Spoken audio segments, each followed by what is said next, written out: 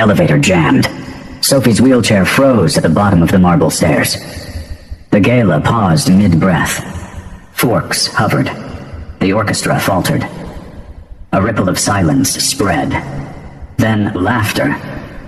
"Move her out of sight," someone whispered. Her hands trembled on the controls. Nothing. Eyes pleading. That's when Marcus Brooks stepped forward, the black doorman in a crisp cap, uniform spotless. He bent, braced, and lifted her gently into his arms. Gasps sliced the room. "Put her down," a guard barked. Phones rose, red lights blinked, and then Graham West turned. The billionaire CEO. His voice was cold enough to freeze glass. "Who told you to touch my child?" The hall recoiled, but Marcus climbed. One step, then another. "Last warning," Graham thundered. The orchestra stopped. The chandeliers seemed to lean in. Marcus shifted his grip and kept going. Past the rope, past the cameras, into forbidden ground. No one knew what would happen next. This is Black Stories, where the pain of prejudice is told, and justice always finds its voice. If you believe strength isn't measured in status, but in dignity, tap like so more people see this story. If you've ever been told to stay in your place, subscribe, because every week we bring you stories where the overlooked rise, and the world has no choice but to see them. Marcus Brooks wasn't born to marble steps or chandeliers. He was born on cracked sidewalks, where streetlights flickered, and names like his never showed up on scholarships lists. He was the kid teachers dismissed with a sigh. The one counselors told to be realistic. Architecture brochures stayed pinned on his bedroom wall, but his applications came back stamped with polite rejections. Or no answer at all. He learned early. Brilliance on paper doesn't weigh much when the world sees only the color of your skin, your zip code, and your uniform. Marcus could draw entire skylines from memory. Towers, bridges, courtyards, all mapped in his notebooks. His mother used to trace the lines with her finger and whisper, "You build the world they won't let you in." She worked double shifts in a hospital kitchen, and Marcus promised he'd take care of her one day. But life had a way of cashing promises before they matured. She fell ill. Bills stacked higher than his sketches. Marcus left college applications unopened, pulled on a cap, and took the first job that paid, opening doors for people who didn't look at him. He became a doorman, not by dream, by necessity. And yet, he wore the uniform with dignity, gloves always polished, shoes always shining. His mother had taught him, even if the world refuses to see you, never refuse to see yourself. But there were wounds, deep ones. The stares that sliced when he walked into luxury spaces. The jokes whispered too loudly. He must have gotten lost. The Times security followed him in stores while he was off duty, still in uniform. He carried all of it quietly. He folded it, tucked it into his chest, and kept moving. Then came Sophie, the billionaire's daughter. 10 years old, a small body meeting a world not built for her bones. Some called it disability. Marcus called it courage, because every morning, before the parties, before the cameras, he saw her at the edge of the building, watching pigeons take flight. Her wheelchair locked, her eyes restless. Other staff treated her like fragile porcelain. Marcus treated her like human fire. He bent down once, voice steady. "You're stronger than they think." And she smiled. The kind of smile that made him think of his mother's hospital nights, of battles fought quietly and won loudly. Sophie started talking to him more. She told him about the books she read, the stares she hated, the way other kids whispered when she entered a room. Marcus understood, more than she knew. 2 lives, worlds apart, tied by the same rope of being underestimated. He carried her once when her chair jammed in the lobby, light as a feather, but heavy with meaning. He remembered how she whispered, "Don't let them stare." And he answered, "Let them. They'll learn." In Marcus, Sophie found not just a doorman, but a defender. In Sophie, Marcus found not just a child, but a mirror. Both had been told, by different voices, different systems, that they didn't belong in certain rooms. Both carried wounds invisible to the glittering world around them. And both, somehow, were waiting for the moment those wounds would turn into strength. That moment was coming. Faster than anyone in that ballroom knew. The Sterling Plaza ballroom was built to intimidate. Gold leaf ceilings, crystal chandeliers heavy as gilt, tables lined with nameplates of the city's most powerful men and women. It wasn't just a party, it was a parade of power. And at the door, Marcus Brooks. He stood in his pressed uniform, shoulders square, cap angled just so. He looked invisible, and that was the point. Guests passed him like furniture, murmuring "thank you" without ever looking at his face. One man tossed his coat into Marcus's arms without slowing. "Careful. That's Italian suede." He didn't wait for a reply. Another guest eyed Marcus's gloved hands, then whispered too loudly, "Funny how they let anyone in a uniform work here." His date laughed, the sound sharp as glass. Marcus said nothing. He had learned silence was safer, but his jaw tightened just enough for Sophie to notice. She was across the room, in her chair beside her father. Sophie's eyes, bright, restless, flicked from her father's booming laughter to Marcus's quiet posture. She saw the difference. She felt it. But Graham West didn't. The billionaire CEO was in his element. He held court at the center table, cufflinks catching the light like small suns. His laugh was too loud, his handshake too firm. He introduced Sophie only when cameras swung his way, angling her wheelchair so the flashbulbs caught her face. To him, she wasn't his daughter tonight. She was his proof. His look at me story. The vulnerable child he could parade to soften his edges. Sophie knew it. She hated it. Her small hands gripped the arms of her chair, white-knuckled. She wanted someone, anyone, to treat her like more than a fragile prop. She found Marcus's eyes instead. And Marcus, though he said nothing, gave the slightest nod. As if to say, "I see you. I know." The orchestra swelled. Guests clinked glasses. Waiters floated between tables. But under the music, there was a hum of hierarchy, a rhythm of exclusion. Marcus felt it every second. A security guard checked his badge twice in the hallway, though everyone else in uniform walked past unbothered. A woman recoiled when he brushed too close with her coat, muttering, "Don't scuff the pearls." Each slight was small. Together they were a wall. Marcus carried them like bricks on his back. And the staircase, gleaming marble, right in the center of the hall, was the sharpest brick of all. It was where the stage stood, elevated for speeches and photo ops. The line between servers and served. No uniform crossed it. No guest questioned it. Marcus glanced at those steps once, and quickly looked away. He knew the rule. The whole ballroom knew the rule. But Sophie's chair was angled toward them. Her father was already climbing with his entourage, leaving her stranded in the crowd. She shifted, anxious. Marcus noticed. He always noticed. And in that moment, something quiet clicked. The steps weren't just stone. They were a barrier, a test. The kind of test Marcus had spent his whole life failing. The kind of test Sophie faced every day she tried to move through a world built without her in mind. Two people, two different wounds, the same wall in front of them. Neither of them knew it yet, but that staircase was about to become the battlefield. The elevator panel flashed red.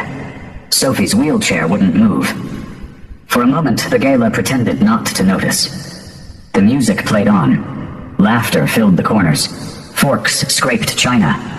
But Sophie's hands trembled on the controls, her lips pressed tight. She looked around, pleading for help. Her father didn't stop.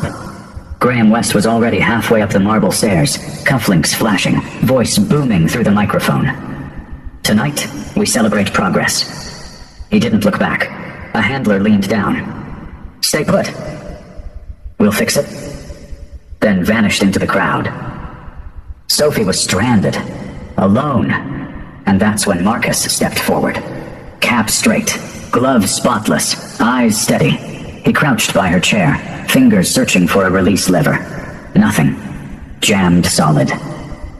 Sophie's breath hitched. The room buzzed with whispers. "What's he doing?" one guest hissed. "Out of line," muttered another. "Don't touch her," a woman snapped, clutching her pearls. Cameras swung, phones rose. The spectacle had begun. Marcus met Sophie's eyes. Quiet. Firm. "Is it okay if I carry you?" Sophie nodded, breath hitching. "Please." And with one motion he lifted her into his arms. The air cracked. Gasps shot across the room like sparks. "Put her down!" a waiter barked, rushing toward him. His tray rattled, glasses spilling champagne onto the marble. Marcus climbed 1 step. 2, his jaw tight, his hold steady. Sophie's small arms wrapped around his neck, face buried against his collar. She whispered through trembling lips, "Don't let them stare." Marcus adjusted his grip. "Let them." The crowd erupted in a low chorus. Murmurs, laughter, judgment. Unbelievable. Risking his job for attention. Doorman or babysitter? Someone snapped a photo. The flash burst like lightning. But Marcus didn't flinch. Every step up the staircase was defiance. Every muscle carried more than a child. It carried history. "Stop him!" another voice barked. Security shifted, but the crowd pressed forward, phones raised. No one stopped Marcus. They only watched. He was no longer invisible. He was a show. And then Graham turned. His laughter cut off mid-sentence. His face darkened. He raised the microphone, voice booming over the silence. "Who told you to touch my daughter?" The ballroom froze. The music died. The quartet lowered their bows. The chandeliers seemed to dim. Marcus kept climbing, step after step, his chest heaving, but his grip unshaken. "Last warning," Graham thundered, finger stabbing the air like a gavel. "Put her down!" Now. Guests leaned in, breath held, phones zoomed tighter. Every lens was hungry for the moment the doorman broke. Sophie stirred. Her voice cracked, small but clear. "Please, don't put me down." A hush fell. The words hit harder than any order. Marcus's eyes burned, but he said nothing. He shifted her higher in his arms, took another step. The staircase wasn't stone anymore. It was judgment, and every camera caught the climb. The room thought they would break him, but Marcus kept going, and no one knew what would happen next. Marcus's gloves tightened, his muscles ached, but he didn't stop. Every step up the marble staircase felt heavier, not because of Sophie's weight, but because of the eyes. Hundreds of them, wealthy, polished, waiting for him to stumble. The whispers grew sharper. "He'll drop her. This is madness. Security should have dragged him out already." But Sophie clung tighter, her cheek pressed against his shoulder. "Don't stop," she whispered. Those words carried Marcus back. Back to nights in a cramped apartment, his mother bent over hospital pay stubs, coughing between shifts. Back to when he was 12, sketching bridges in a notebook while kids mocked him. Architect? Please, you'll be lucky to hold a broom. Back to the day he carried his mother up 4 flights of stairs when the elevator broke, her frail body trembling, her voice steady in his ear. "Strength isn't in your arms, Marcus. It's in your choices. He chose then, he chose now. Step, step, step."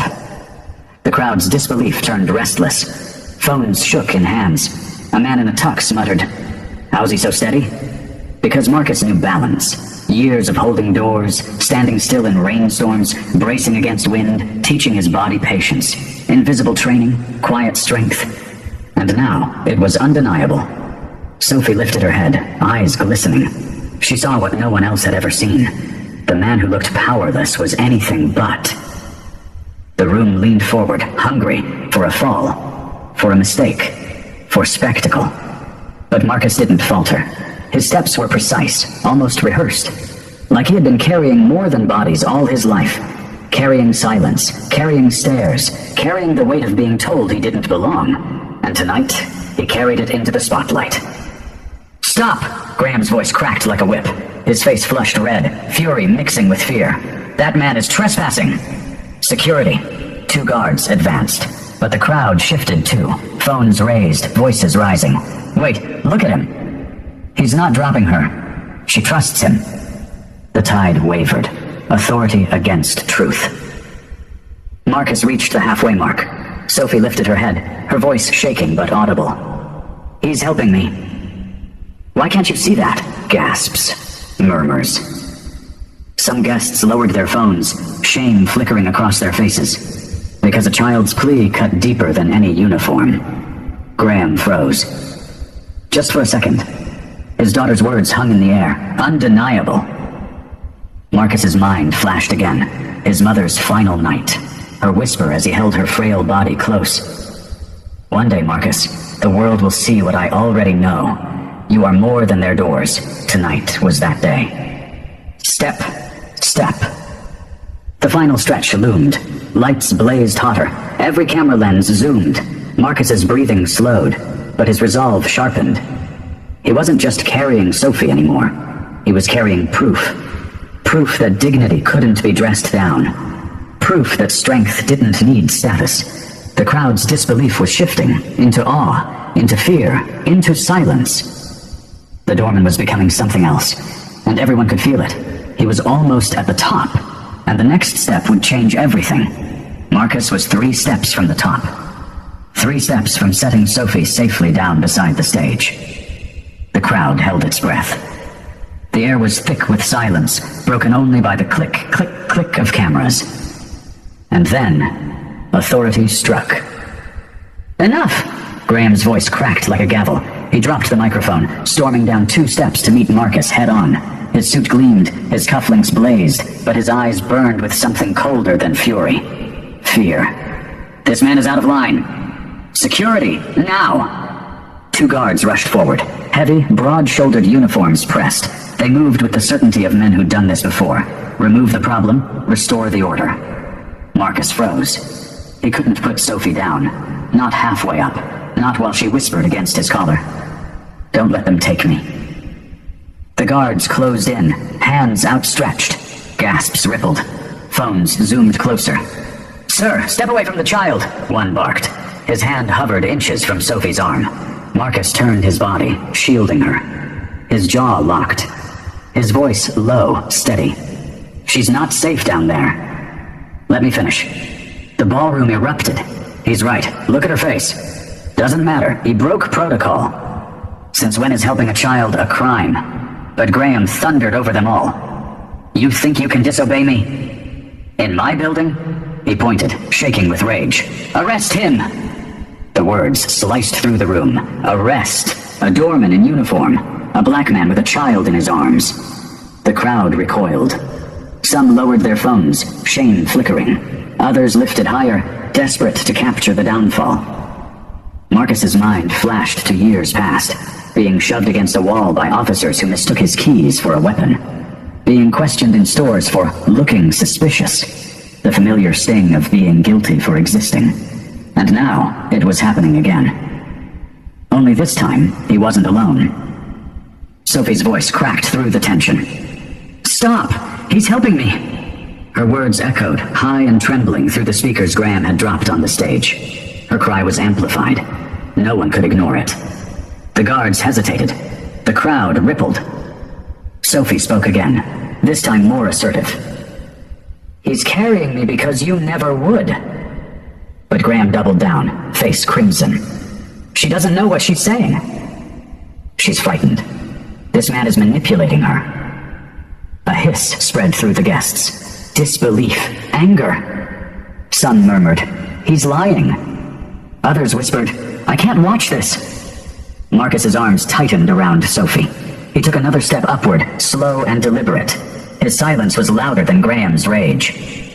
One guard grabbed his sleeve. Gasps erupted. Marcus stopped. He turned his head slowly, eyes meeting the man's. Calm. Unflinching. And for a heartbeat, the guard faltered. Because in Marcus's face wasn't arrogance, it was truth. Unshakable, earned, undeniable. The ballroom teetered on the edge of chaos. Cameras trembled, voices rose. The guards hovered, torn between orders and conscience. Authority had drawn its line. But truth was breaking through. And the next moment would decide everything. The ballroom was a storm. Authority on one side, truth on the other. And Marcus, frozen in the middle, Sophie clutched tight. "Arrest him!" Graham barked again. His face flushed crimson, his suit straining against his fury. The guards stepped closer, their hesitation thinning. But then, another voice. "Wait!" It came from the back of the hall. Quiet, steady. A woman's voice, every head turned. It was Clara Ortiz, the event's lead reporter. Her camera hung at her side, still recording. She stepped forward, her heels clicking against marble. He's not endangering her. He's saving her. Gasps spread. Other reporters, already filming, angled closer. The red lights on their cameras multiplied, blinking like signals. One guard froze. "Ma'am, please." But Clara cut him off. "It's live streaming." She raised her phone, screen glowing. Thousands already watching. Comment bubbles scrolled. "Why is the father yelling?" "That man is protecting her." "Look at the child's face. She trusts him." The ballroom shifted. Whispers sharpened into voices. "She's right. This doesn't look right." "Graham's overreacting. That man, he's steady. He's not afraid." Graham's jaw clenched. "Turn that off. Now." But it was too late. The clip was viral before it even ended. Guests texted. Staff filmed. The walls of the ballroom couldn't contain it anymore. Marcus climbed another step. Sophie lifted her head, cheeks streaked with tears. Her voice, amplified by dropped microphones, carried through the hall. "He's my friend." The crowd gasped. A billionaire's daughter calling a doorman her friend. Authority cracked. But there was more. Because Clara wasn't finished. She raised her voice higher. "You don't know who you're yelling at, Graham." The room stiffened. Graham's face drained. "What are you talking about?" Clara turned, her voice crisp, echoing through the chandeliers. "Marcus Brooks. Top of his class in architectural design, won the city's youth competition at 17, offered a scholarship, denied because of budget cuts and politics." She looked straight at Graham. "You know who signed that rejection? Your firm. West Development." The ballroom erupted. Gasps, murmurs, shock. Phones zoomed tighter, eager to capture Graham's face. Marcus froze mid-step, the revelation hitting harder than the cameras. He hadn't spoken of it in years, but Clara had receipts. She held up her phone. An article from years ago. Local prodigy denied scholarship despite winning contest. Beside it, a photo. Marcus, younger, standing proudly with his sketches. Guests whispered furiously, "Is that really him? He designed that bridge downtown? And he's been opening doors all this time?" The tide shifted. Wealthy heads turned not at Graham, but at Marcus. The doorman was no longer invisible, and Sophie, still in his arms, looked up at him differently, not just with gratitude, with awe. The system's mask was slipping. Graham's power, built on control, was crumbling in real time. Phones flashed, voices rose, truth spread. And suddenly, it wasn't Marcus on trial anymore. It was Graham West. The ballroom erupted. Gasps collided with whispers. Whispers turned into shouts. Cameras zoomed, flashes popped. Live streams poured into the world beyond those walls. Is it true? He designed those sketches, and Graham denied him? The tide was no longer silent. It was a wave, surging against authority. Marcus stood on the final step. Sophie still in his arms, safe, steady. The chandeliers above burned brighter than ever, illuminating not Graham's stage, but Marcus's climb. And then the chaos split. One half surged toward Marcus. Applause broke out, hesitant at first, then louder, sharper, undeniable. Guests stood, clapping in rhythm, a defiant soundtrack against silence. The other half turned on Graham. "Answer her!" someone shouted. "You denied him? Why?" another barked. "Why humiliate a man who saved your daughter?" The CEO's face twisted. He raised a trembling hand. "Enough. This is manipulation. He's nothing more than..." But his words drowned beneath the crowd, because Clara had raised her phone higher. The livestream comments were roaring now. Screens all across the ballroom lit up. "Protect Marcus. Fire Graham. This is injustice in real time." The truth was viral, and Graham couldn't claw it back. He lunged for the mic, desperate to regain control. "This man is a fraud. He dash. Then Sophie's voice cut through, soft but amplified by the room's silence. "He's the only one who saw me." Her words hung, fragile and heavy, over the hall. Graham froze. The crowd did not. A donor near the front slammed his palm on the table. "She trusts him more than her own father." "What does that tell you?" The chaos swelled. Chairs scraped. Voices rose. Some guests stormed out, unwilling to watch a billionaire unravel. Others crowded closer, phones high, hungry for accountability. Marcus said nothing. His silence was louder than Graham's fury. He walked the last step. "Ready?" he whispered. "Ready," she said. He set Sophie gently on the stage, adjusted her chair so she faced the cameras, not as a prop, but as a person. She lifted her chin. Brave. Seen. The applause thundered. And then the board members arrived, suits sharp, faces pale. They had been watching from the wings. They whispered to each other, their eyes darting between Marcus, Sophie, and Graham. One stepped forward. "Mr. West, the board is launching an independent review of your conduct. Effective immediately, you are stepping back from your role until the findings are complete." "An outside firm will conduct the inquiry," he added. The ballroom gasped.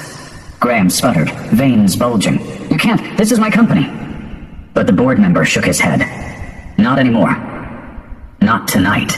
Not after this." The cameras devoured every second. And then, the reversal. The same spotlight that humiliated Marcus now crowned him. Guests surged forward, shaking his hand, clapping his back, thanking him. A young musician pressed a napkin toward him. "Please, sign this." But Marcus didn't gloat. He only bowed his head, eyes damp. "This was never about me," he said quietly. "It's about seeing what's been invisible too long." Sophie reached for his hand. "Not invisible anymore." The hall erupted. Applause, tears, a standing ovation that shook the chandeliers. And the rebuild began. And Graham? He disappeared from the front page. His empire cracked under the weight of silence, shame, and accountability. But Marcus remained. Not with a crown, not with arrogance, with something stronger. Respect. The night began with silence. A doorman invisible, a child ignored. It ended with thunder. A man once dismissed as background became the center of truth. A girl once treated as fragile became the loudest voice in the room. They mocked him for crossing a line. But crossing that line forced the world to see what it had tried to erase. Strength isn't status. Dignity isn't wealth. And sometimes the most powerful person in the room is the one everyone overlooks, until they have no choice but to pay attention. Marcus didn't win by shouting. He won by carrying what mattered most.